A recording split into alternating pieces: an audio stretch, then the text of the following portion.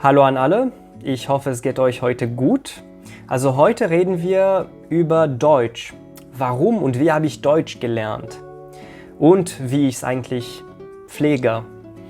Also lassen Sie mich daher zunächst einmal sagen, dass Deutsch die allererste Sprache ist, die ich absichtlich, also ganz alleine, gelernt habe. Ich war damals ungefähr 15. Dies war mehr oder weniger sagen wir mal, der Beginn meiner Reise mit dem Sprachenlernen.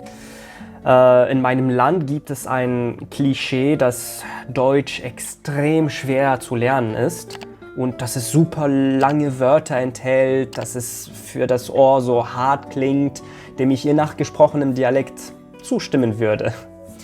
Und dass es dich buchstäblich ein Leben lang nehmen würde, wenn nicht ein Dutzend mehr, um es zu meistern. Dann dachte ich mir, scheiß drauf, ich will Deutsch ausprobieren und sehen, worum es eigentlich geht. Aus diesem Grund musste ich zuerst ein gutes, seriöses Hörbuch in die Finger bekommen und habe mich für die Methode von Assimil entschieden, die eine ziemlich gute Quelle für den Einsteigen in eine Sprache ist.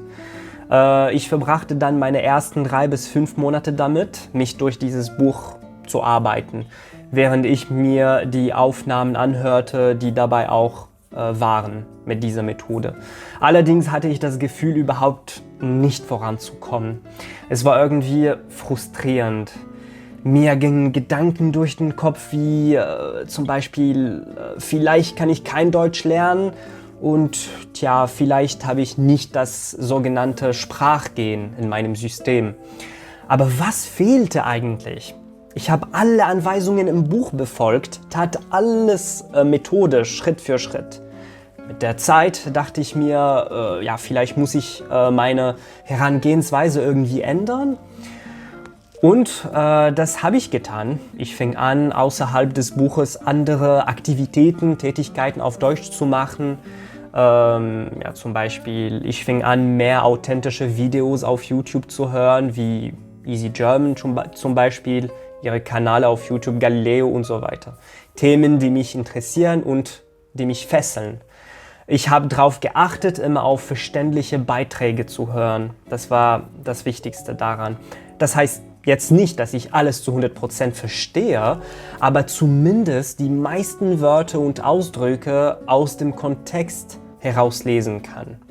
Ich habe sehr regelmäßig eine Folge von irgendetwas gesehen, ganz zu schweigen von der Menge deutscher Musik, der ich ausgesetzt war. Parallel, aber zu einem späteren Zeitpunkt, habe ich angefangen, die deutsche Grammatik aufzuschlüsseln oder abzubauen, weil ich die Logik und die Syntaxmuster der deutschen Sprache sehr liebe. Ernsthaft. Ja, es ist eine sehr logische Sprache, meiner Meinung nach. Und wenn du dazu neigst, es zu zerlegen und abzubauen, dann wirst du sehen, was ich damit meine. Ich habe auch viele Übungen gemacht und habe eine Menge Dinge geschrieben, Absätze, Dialoge, manchmal auch Dinge, die vielleicht keinen Sinn machen. Ich habe sozusagen mit der Sprache herumgespielt, sage ich mal. Außerdem habe ich Monologe gehalten, mich mit vielen deutschsprachigen Leuten unterhalten. Was noch? Ja, einige von ihnen sind Freunde von mir übrigens. Und das Wichtigste beim Sprachenlernen ist für mich, also sich auf die Geläufigkeit statt auf die Genauigkeit zu konzentrieren. Es ist mir scheißegal, also alles perfekt zu sagen und so. Wichtig ist, Ideen und Gedanken ziemlich flüssig zu vermitteln, auch wenn das, was du sagen willst, grammatikalisch nicht 100% korrekt ist oder vielleicht, dass du ein Verb falsch konjugiert hast zum Beispiel. Denke mal daran, dass die Verfeinerung der Sprache Jahre und Jahre der Aussetzung oder Exposition, harte Arbeit, Übung und Geduld erfordert. Es hängt auch davon ab, was wir unter Sprachverfeinerung verstehen. Es gibt zweifellos viele Ebenen der Sprachverfeinerung.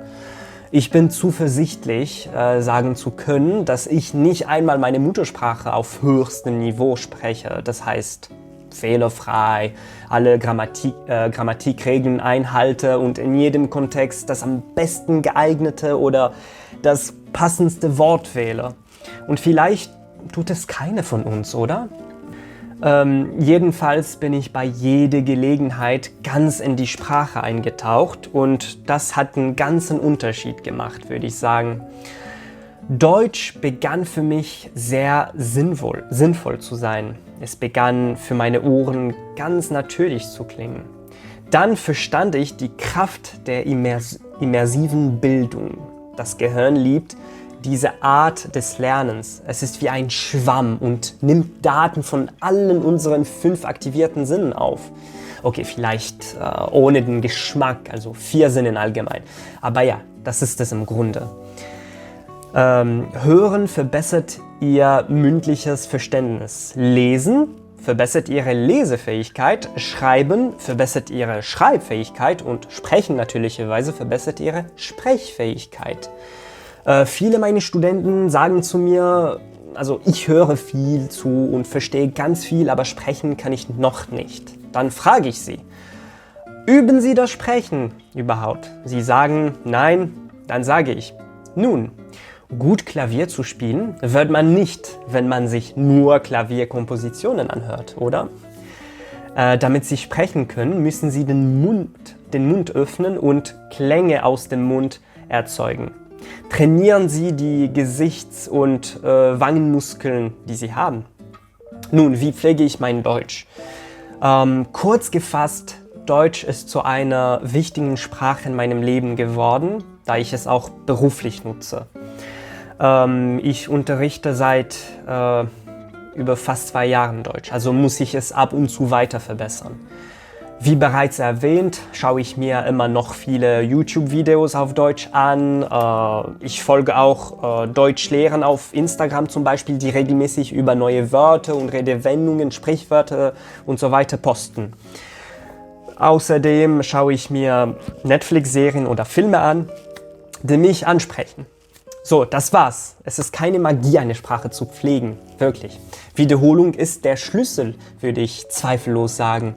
Wiederhole das Gelernte in einem Spaced Repetition System. Dies ist sehr nützlich. Ich glaube, ich habe in einem frühen Video darüber gesprochen. Außerdem ist Motivation dein bester Freund. Vergiss das nicht. Also, ich wünsche dir so viel Glück beim Deutschlernen und wenn du Fragen an meine Sprachreise auf Deutsch hast, dann hinterlasse mir einfach unten einen Kommentar. Danke fürs Zuschauen und bis bald in einem neuen Video. Tschüss, auf Wiedersehen.